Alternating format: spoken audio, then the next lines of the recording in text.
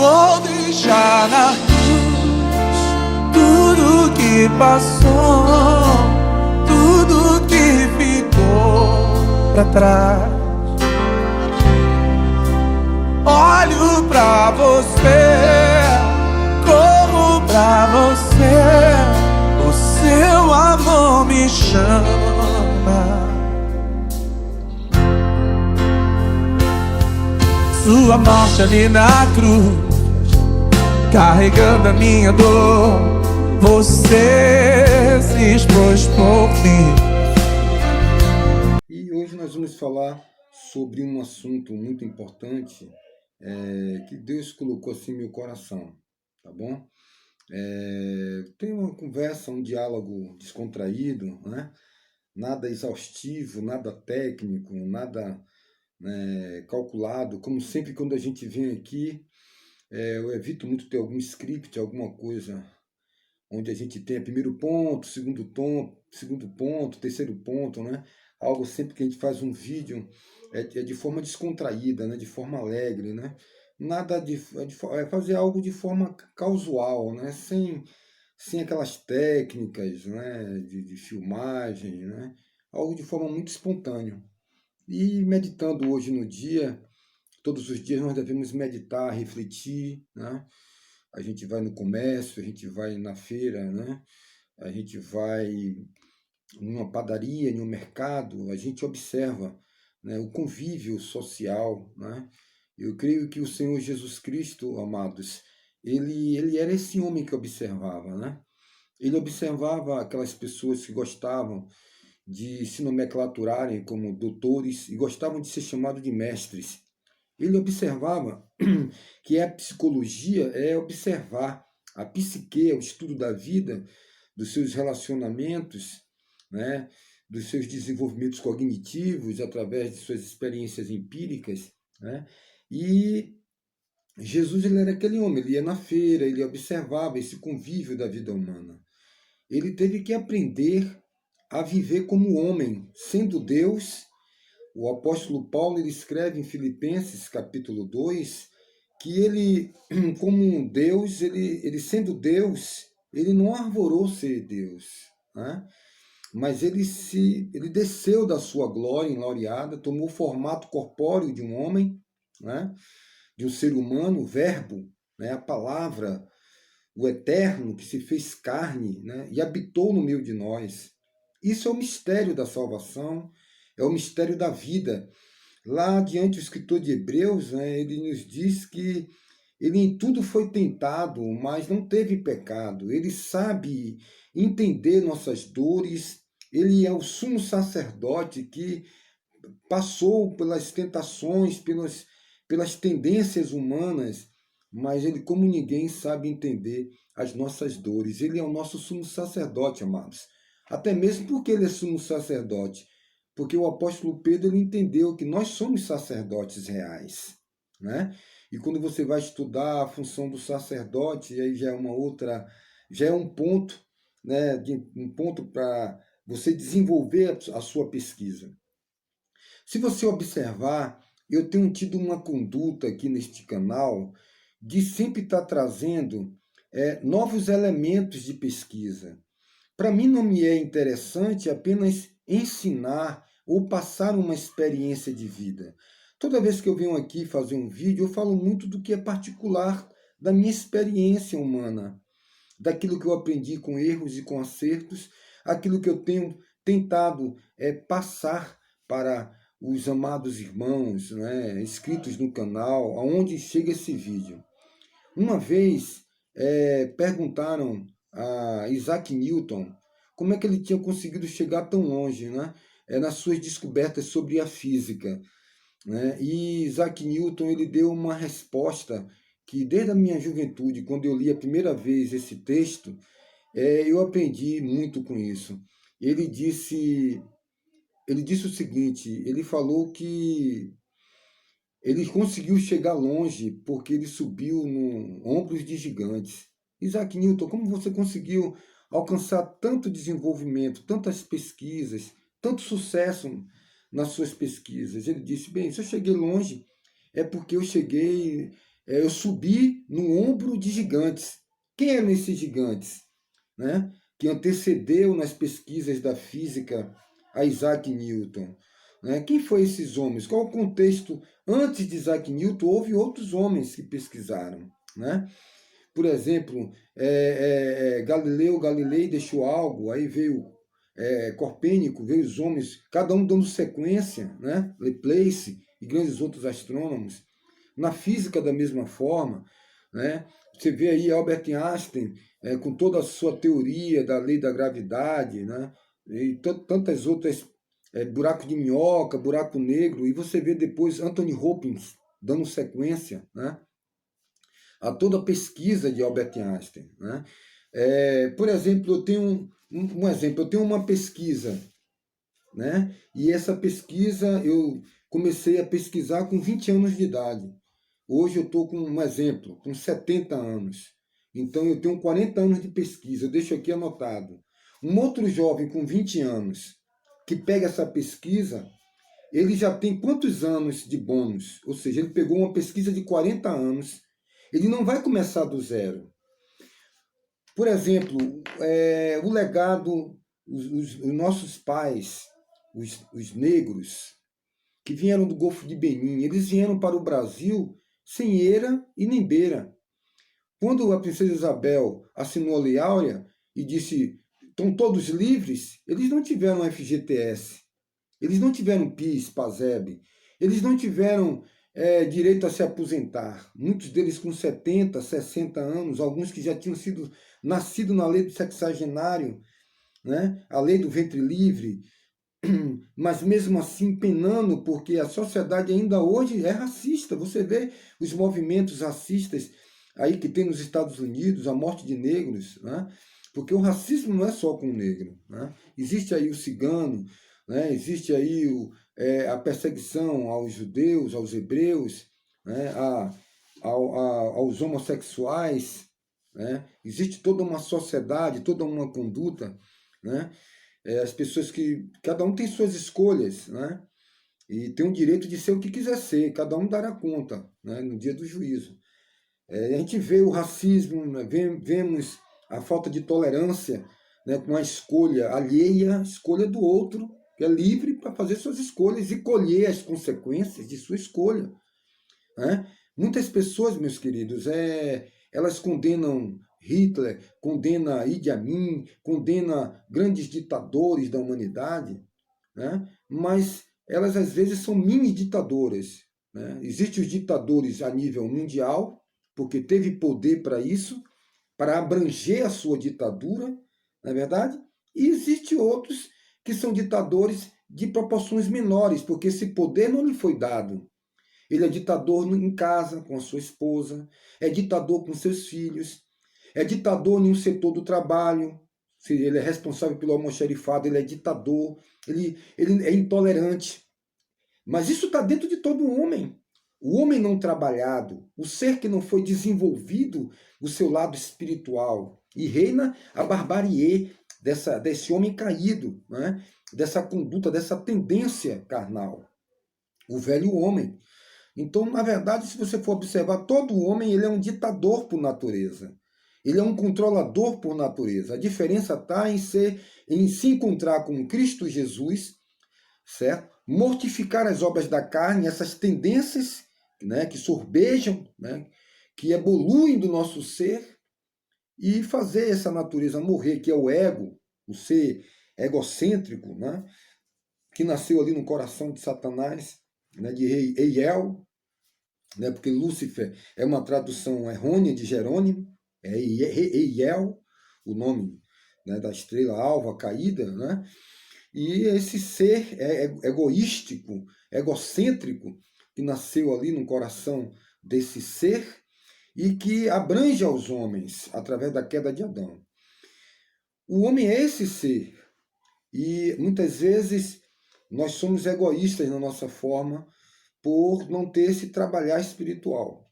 Então, voltando ao assunto, nessa digressão que eu faço aqui, nós precisamos entender, meus amados irmãos, que a nossa vida, ela precisa, de alguma forma, ter um olhar mais clarividente das coisas. A gente precisa ter aquilo, né? Nós precisamos, tem uma coisa que eu acho muito engraçada, que é isso aqui, ó.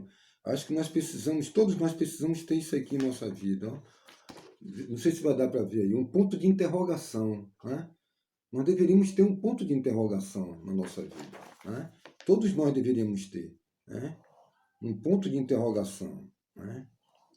Eu acho bem legal eu acho que todo mundo deveria ter na vida um ponto de interrogação, né? Um ponto de interrogação. Será que eu estou certo? Será que eu estou vivendo certo? Aí, vamos supor, aí a Lei Áurea lá liberta os homens, os negros, né, que foram escravizados lá do Golfo de Benin, que veio da costa da África, e aí o camarada vai para os quilombos, vai para... E outros que são burgueses, né, que o pai deixou uma fazenda, deixou uma herança, ele não começa do zero, da estaca zero, né?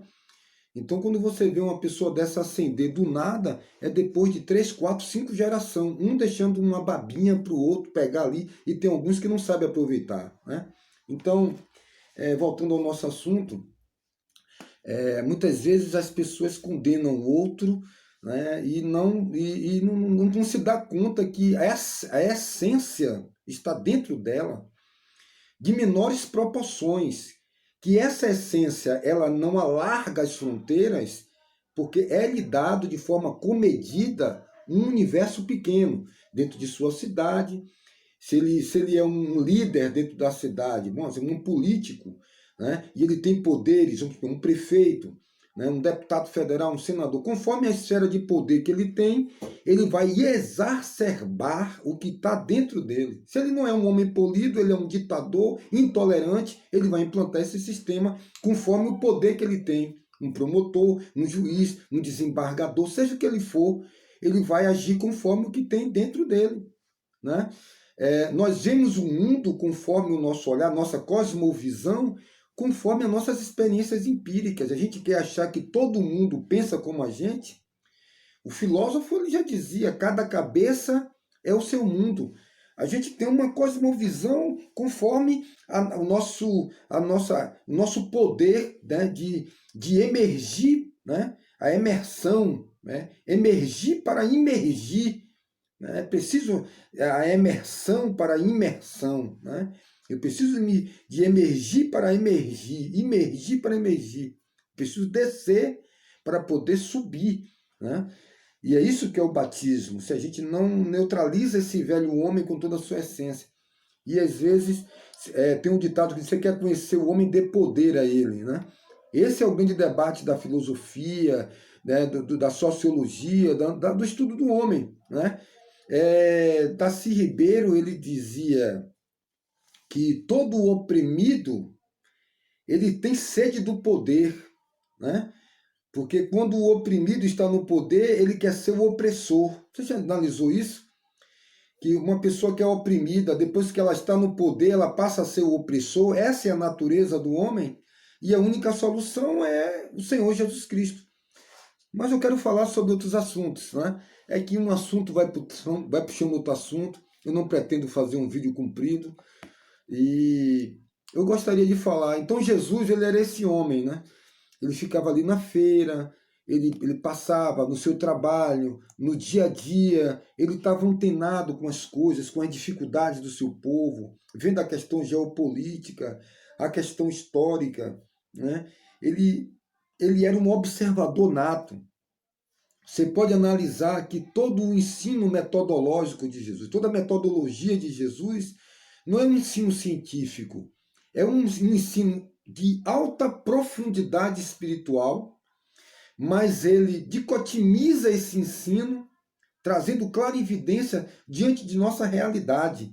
Isso é tremendo, essa didaquê, essa pedagogia de Jesus Cristo. Olha só que o doutor da lei, em toda a ciência, 40 anos, 30 anos, sendo um doutor da lei, vai ao encontro de Jesus Cristo às madrugadas, e ali Jesus ele dá uma palavra dizendo, olha, é necessário você nascer de novo. E ele tenta simplificar uma explicação de alto conteúdo espiritual, na linguagem, no dialeto ali, que Nicodemos fosse excessivo, e Nicodemos disse, mas como é que eu posso voltar para o útero da minha mãe? E Jesus ali disse, olha, eu estou tentando explicar dentro da sua linguagem, do seu entendimento. Eu estou descendo do meu nível, do alto nível. Jesus sendo Deus, ele desce ao nível do homem, e na linguagem humana fala o homem, quando ele diz, é necessário nascer de novo. Aí Jesus se espanta e diz, olha, você é doutor em Israel e não está entendendo essa facilidade que eu estou aqui traduzindo a miúdes para você? Imagine se eu falar na linguagem dos céus, em outra linguagem, outro nível quântico, outro nível espiritual. Como é que você vai entender? Né? Jesus disse, olha, ninguém foi ao céu senão eu que de lá vim. Ninguém conhece as coisas espirituais na sua mais totalidade profunda. O apóstolo Paulo chegou a dizer que foi até o terceiro céu e ouviu vozes, né, que não dá para falar para o homem, coisas que não dá para comunicar, né, e também que não vai incutir em nada no plano de salvação para com o homem. Nas parábolas de Jesus, a parábola do joio, a palavra do trigo, né, do bode e a ovelha, a parábola do trabalhador, a parábola das virgens loucas e das virgens prudentes, a parábola da dracma perdida, né, a parábola do samaritano, a parábola de Lázaro e do rico, as parábolas ela vem trazendo para nós experiências e explicações desse mundo espiritual que Cristo quer nos revelar. Mas como é que Jesus fala as parábolas? Ele era observador. Jesus se manifestou a Israel com 30 anos de idade, que era a sua maior idade.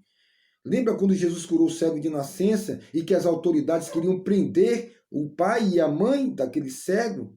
E o pai e a mãe disse, olha, ele já é responsável pelos seus próprios atos. Ele já tem 30 anos, entendeu? O pai e a mãe não iam pagar pelos atos daquele cego que foi curado de nascença e estava aclamando os benefícios que recebeu de Jesus. Ora, se ele é o Messias enviado, eu não sei. Uma coisa eu sei, eu era cego e agora eu vejo, né? Você precisa saber de algo que Jesus fez na sua vida. Que ninguém sabe o que Jesus fez na minha vida, a não ser eu, que conheço minhas mazelas, que sabia o fundo do poço em que eu vivia. Eu não vivia em um poço, no fundo do poço. Eu vivia em um poço sem fundo, em um abismo, em uma queda vertiginal. Então, quando alguém me pergunta de Jesus, na minha vida, só eu posso expressar a minha experiência com ele, porque só eu sei o que ele fez na minha vida. Perguntar ao cego, ele é o Messias? Bem, eu não sei. Uma coisa eu sei, é que eu era cego de nascença.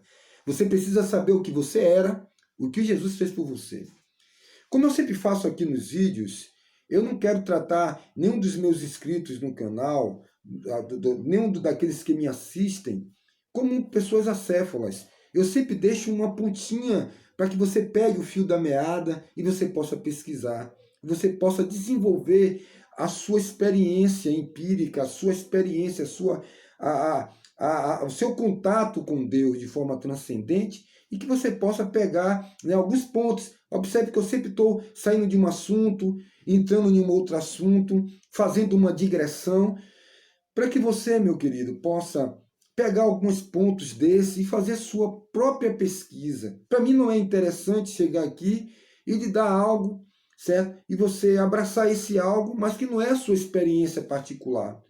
Eu tento deixar alguns pontos, né? Trazer algumas curiosidades, né? Trazer um despertamento de você pegar um livro, procurar ler, né? Endosar uma coisa com uma outra, juntar, ter a sua própria ideia, ter o desenvolvimento cognitivo da sua própria teoria e aproximar dentro da sua realidade.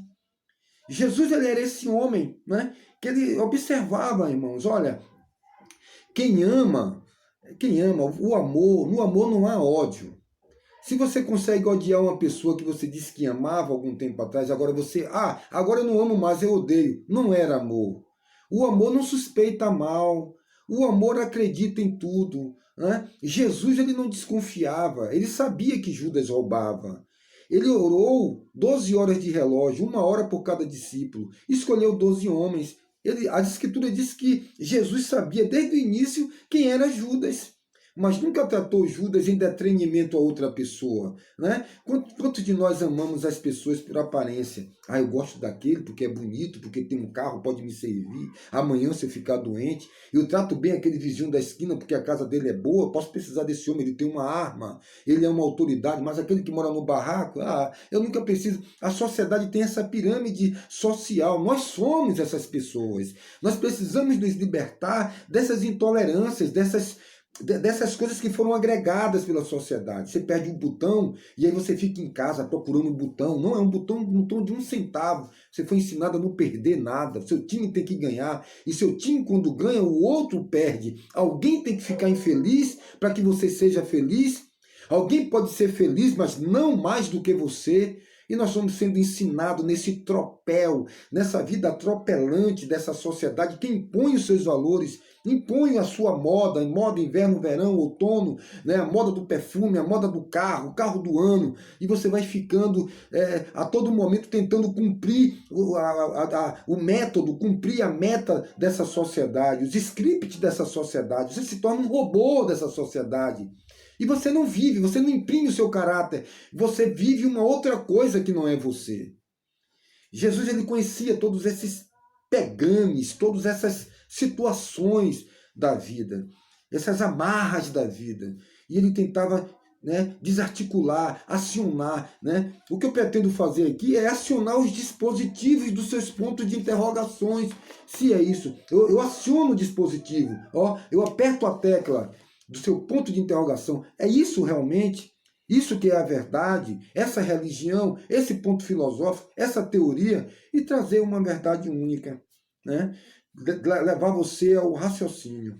E Jesus, ele era esse ser, ele era esse homem, né? Ele trazia o desconstrutivismo. Eu tenho aí um outro vídeo que eu falo sobre isso. Ele tentava responder as perguntas, né?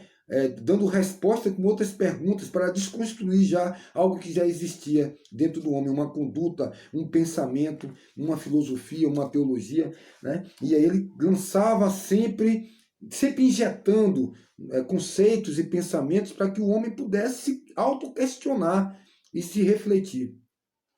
Eu quero falar sobre essa questão, né, de que Jesus ele observava muitas coisas na feira, no mercado onde ele ia, e trazer aqui uma meditação de hoje, e eu vou encurtar aqui esse vídeo. Diz aqui o nosso irmão Paulo, no livro de Romanos, capítulo 14, e no versículo 12. Assim, pois, cada um de nós dará conta de si mesmo a Deus. Aqui, a palavra de Deus, em Romanos 14, 12, está individualizando você. Olha só. Assim, pois, cada um de nós, eu, pessoal, cada um de nós, dará conta de si mesmo a Deus. Aqui, nesse momento, eu acho muito bonito. Eu aplaudo essas coisas.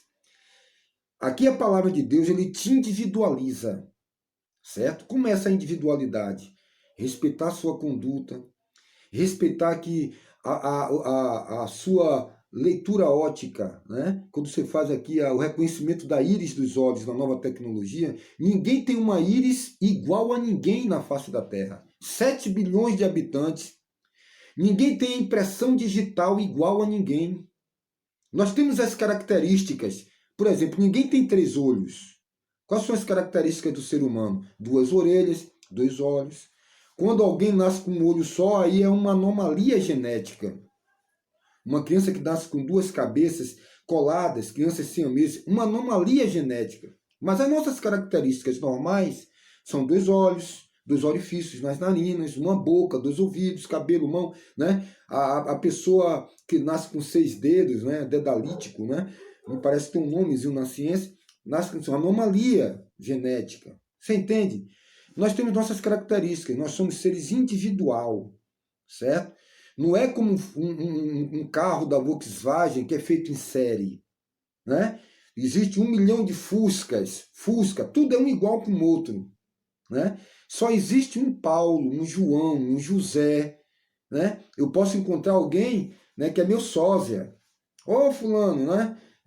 Tem um nome igual ao meu, né? José, né? Flávio, João, né? Mas igual, nem duas pessoas gêmeas são iguais fisicamente, né? são crianças univitelinas, são iguais umas com as outras, né? Mas elas têm pensamentos diferentes, né? Então, aqui a palavra de Deus ela nos individualiza no sentido de que eu vou responder daquilo que eu planto. Eu tenho uma alma e eu tenho um espírito, certo? Que esse meu corpo físico é o veículo da minha alma e do meu espírito que manifesta através da minha atitude física e humana. E aí já é um outro assunto muito profundo que eu gostaria de falar depois para vocês em outro vídeo. Então a palavra de Deus, ela respeita essa minha individualidade, ela me individualiza, né, de Maria. Maria, o que Maria fez, ela vai dar conta. O que João fez, ele vai dar conta. Os meus atos, eu respondo pelos meus atos. Então, nesse sentido, a palavra de Deus, ela me individualiza. Eu sou um ser individual, certo? Cada um dará conta de si mesmo a Deus. Está explicado? Agora vem um outro problema, o individualista. Nós somos seres individualizados na nossa conduta, na nossa forma de agir, nos nossos pensamentos. Deus, ele respeita, certo? Mas eu darei conta, né? Deus não se deixa escarnecer. Aquilo que o homem plantar, isso ele colherá.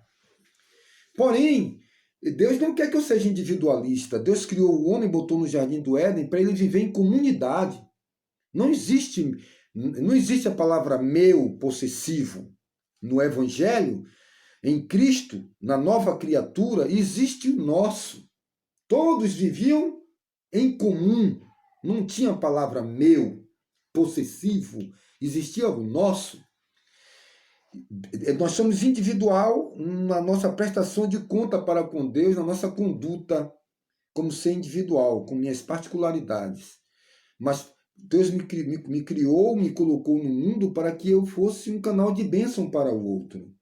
Para que eu vivesse, não de forma sendo amante de si mesmo, que é uma característica que Paulo fala a Timóteo, da conduta do ápice do mal, o ápice do fim dos dias, nos últimos dias, nos últimos tempos, na consumação dos séculos que estamos vivendo agora. Mas de forma, irmãos, que nós temos que ter uma conduta não individualista. Obviamente você é individual, você é uma pessoa que tem seus gostos, sabores, que não se discutem, né? Se você é uma pessoa que bebe ou deixa de beber, certo? Se você é de tal partido, de tal religião, isso é uma escolha sua.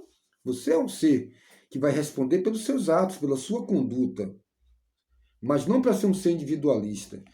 O camarada acorda de manhã cedo e ele vai na padaria e ele vai comprar um pão de sal, um pão francês. Ele quer um pão torrado. Ele reclama porque o pão está branco, porque o pão está cru. Outro reclama porque o pão está torrado demais, esse pão está queimado. Mas ele se esquece que o forneiro estava com dor de dente, acordou 2h30 da manhã para colocar lenha na fornalha, para fazer o pão.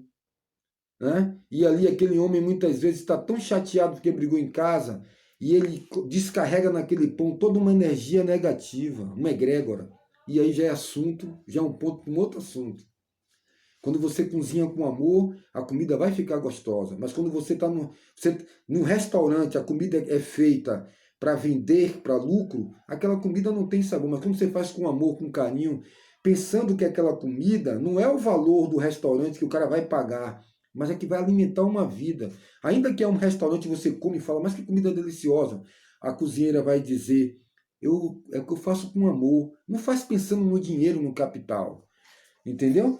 Então, ali, aquelas mãos que tocam os alimentos, dispersa ou dispensa, energiza ou adiciona naquele alimento ali energias positivas, egrégora positiva, amor, frequência positiva, coisas de Deus, coisas do amor, né? Cada ato, cada conduta. Mas o camarada que vai lá na padaria, ele acha que o dinheiro dele, né, é responsável de pagar tudo. Nós temos um salário honesto no nosso país, nós temos um trabalho de escravo, pagamos pouco, né? O camarada merecia receber 5 mil reais de salário, ele recebe R$1.000, e aí um pão deveria custar tal valor, você paga míseros tal valor ali, um dinheiro pequenininho, né? Não, essa palavra mísero eu não queria falar, mas eu falo mísero no sentido de de ser pouco valor e você paga 30 centavos de um pão, acha, eu estou pagando, né? Você me conhece? Eu sou fulano de tal, meu pai foi fulano de tal. Olha o ego, o orgulho, né? Distrata a pessoa, né? Imagine um homem desse no poder de Hitler, né? Sendo um presidente, um dominador. Você vê que a essência é a mesma, né? Aquela pessoa que discrimina o outro por cor, por raça, por religião, por escolha sexual, de gênero, né? Que detrata, né? Você já pensou nisso, meu querido? Será que se você não tivesse aí sendo um grande empresário na sua empresa, será que você não ia bater na cara dos seus funcionários? Jesus, ele nos deu o princípio, ele diz que quem não é fiel no pouco não pode ser fiel no muito. Você tem uma barraquinha e trata mal as pessoas que chegam lá, que compram meio quilo de cebola e trata melhor a madame que compra 1 quilo, né? Se você não é fiel no pouco, imagine se você fosse dono de uma grande rede aí, uma grande rede de departamentos. Acho que você nem cuspia no chão, né? Imagine que o que tem em você é um pouquinho de essência do mal. E aí o que é que vai agravar isso? É você ganhar na loto, é você ganhar um grande prêmio na Telecena, na Mega Sena, ou seja lá em um desses jogos, né, de sorte, né? Você entrar em um Camaro, comprar um Camaro, será que você vai ser o mesmo homem que monta em um jegue? Há 20 anos atrás eu escrevi a minha teoria da vaidade, baseada nisso, um texto. Então, Deus não fez o homem para ele ser um individualista, né? Você jamais imagina que você vai lá na feira e de manhã cedo o camarada está lá 7 horas da manhã, acordou de manhã cedo, ele foi até o escoamento daquela salsa, daquele coentro, ele comprou, ele teve alguras para transportar aquilo, com medo de perder, né? Com medo de perder aquela plantação, com medo de perder, de não vender para o outro dia. Você não pensa nisso, que ele deixou um filho doente em casa, né? Você não pensa nessas coisas. Você está entendendo o que eu quero lhe dizer? Eu trabalhei algum tempo com padaria, sabe? E às vezes a gente esquecia de botar o fermento. Quando dava horário de assar o pão todo ali, sem fermentar, tinha que botar todo para a maceira. E quando dava o horário de vender o pão, o cliente chegava, cadê o pão? Pô, vou comprar em outra padaria, pô, o pão tá branco. Ele não sabia que tinha faltado energia às vezes, que o forno não conseguiu atingir a temperatura, né?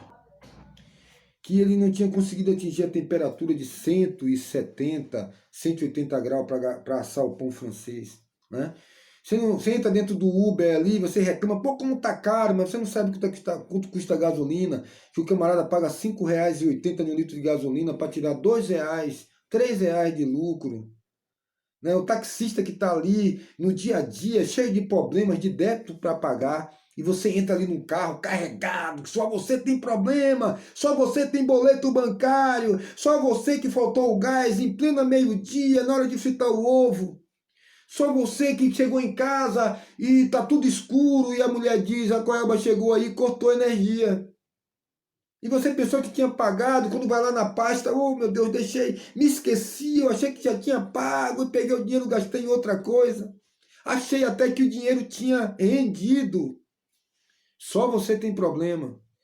Né? Mulheres mal amadas, homens mal amados, que vão trabalhar angustiados, tristes, preocupados na roleta russa, na metralhadora giratória da vida, e que você pode ser o próximo a ser atingido no meio de uma pandemia de doenças, balas perdidas. Uma mãe que faleceu há uma semana, um tio, um parente, um amigo querido. Pare para pensar nessa conjuntura da vida, meu amigo. Deixe de ser individualista. O camarada me disse, aqui na capital, se você passar em uma esquina e ver um camarada morrendo, você tem que botar o pé no pescoço dele e matar. É a cadeia alimentar, a competitividade da vida. Respire fundo. Respire. Aspire. Oxigênio o sangue. A ira se assenta no coração do tolo. Calma. Calma. Medite. Acalme seu espírito, ore. Você entende essa correria da vida? Uma sociedade individualista. E é sobre isso que eu quero deixar para você aqui. Pense mais no outro. Medite mais na vida.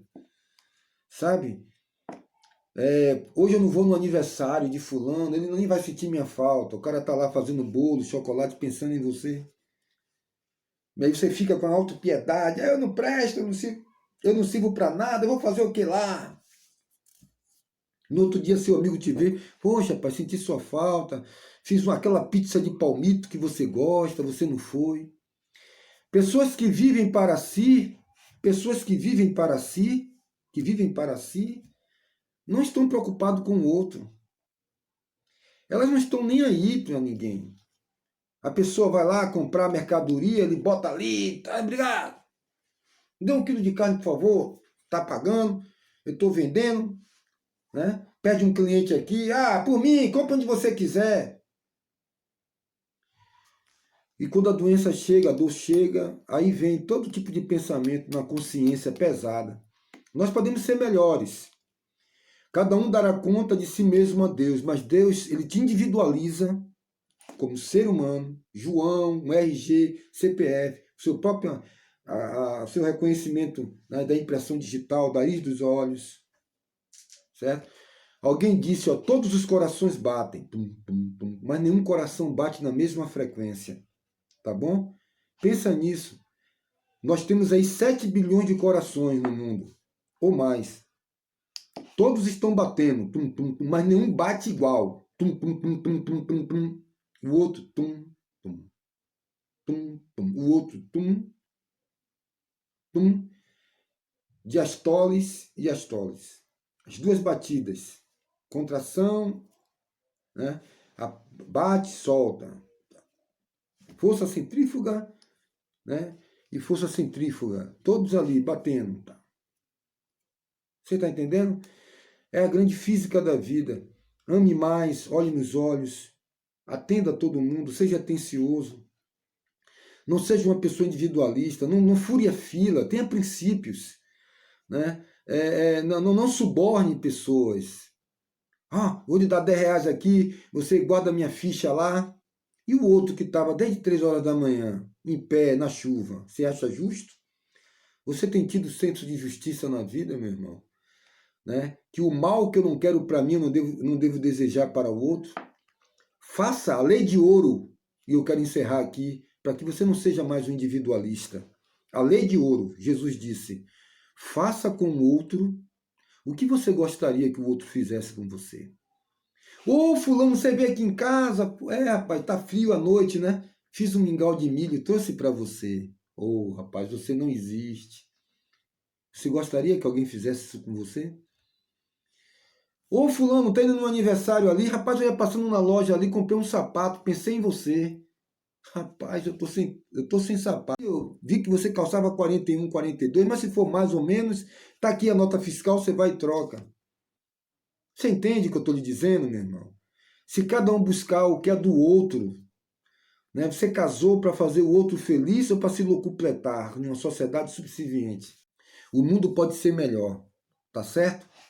Beijo na sua alma, no seu coração. Seja um ser individual, com sua personalidade, com sua forma de ser.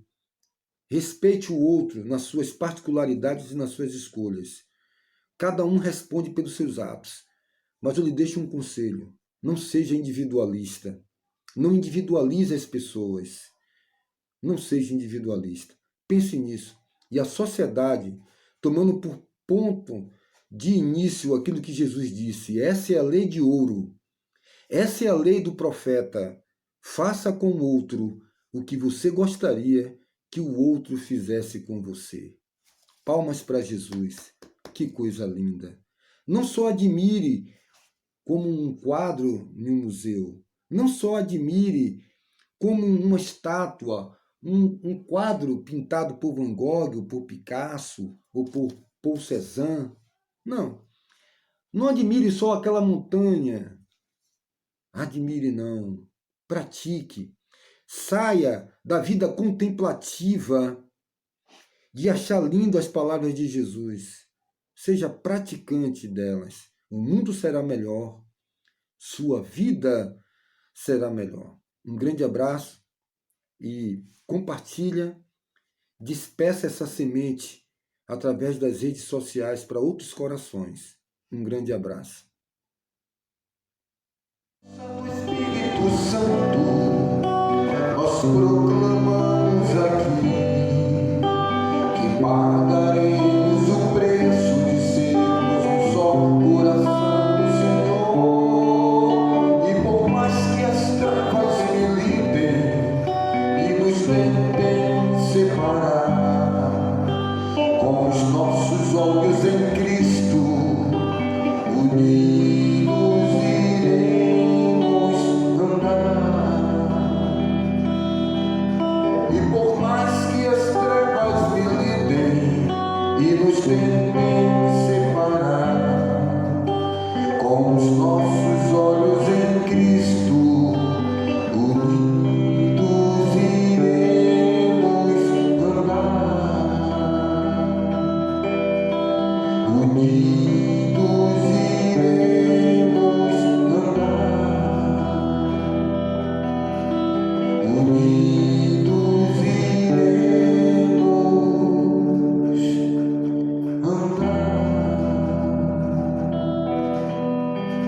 Unidos.